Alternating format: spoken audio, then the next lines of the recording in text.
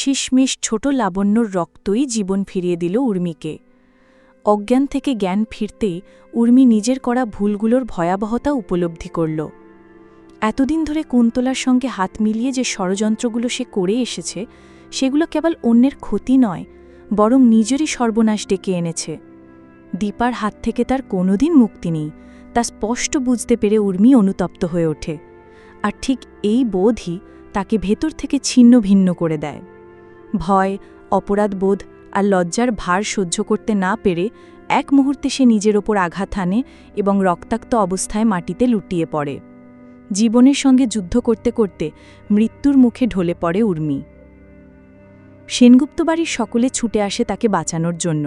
দীপা, দীপ, ছোট লাবণ্য, সবার চোখে তখন আতঙ্ক আর কান্না। উর্মি, যাকে কখনোই আপন করেনি, সেই ছোট লাবণ্য হাহাকার করে কেঁদে ওঠে। নিজের শত্রুভাবা মানুষটির জন্য এভাবেই মমতা প্রকাশ করে সে। সবাই মিলে দ্রুত উর্মিকে হাসপাতালে নিয়ে যায়। হাসপাতালে শুরু হয় তার চিকিৎসা।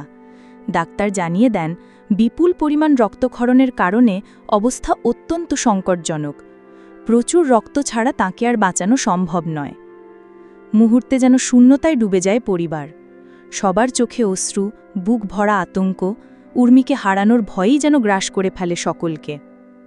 কিন্তু সেই দুঃসময়ে এক অসাধারণ সিদ্ধান্ত নেয় ছোট লাবণ্য। পরিবারের চোখের জল আর কষ্ট সে আর সহ্য করতে পারে না।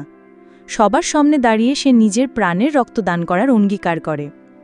বয়সে ছোট হলেও তার মন বড়, আর সেই দৃঢ়তা থেকেই আসে অপরিসীম সাহস। এক সময় যে উর্মি তাকে তুচ্ছ করেছিল, অবহেলা করেছিল, আজ তাকেই বাঁচাতে নিজের রক্ত দিতে দ্বিধা করে না সে। ডাক্তাররা অবাক হয়ে যায় এই শিশুর হৃদয়ের মহত্ব দেখে। দীপা মনের গভীরে উপলব্ধি করে, যাকে উর্মি ঘৃণা করেছে, অবজ্ঞা করেছে, সেই ছোট লাবণ্যই আজ তার জীবন রক্ষাকারী হয়ে উঠেছে। অবশেষে ছোট লাবণ্যর রক্তে নতুন প্রাণ ফিরে পায় উর্মি। এই ঘটনার পর সে বুঝতে পারে, ভালোবাসা আর মমতাই জীবনের আসল সম্পদ।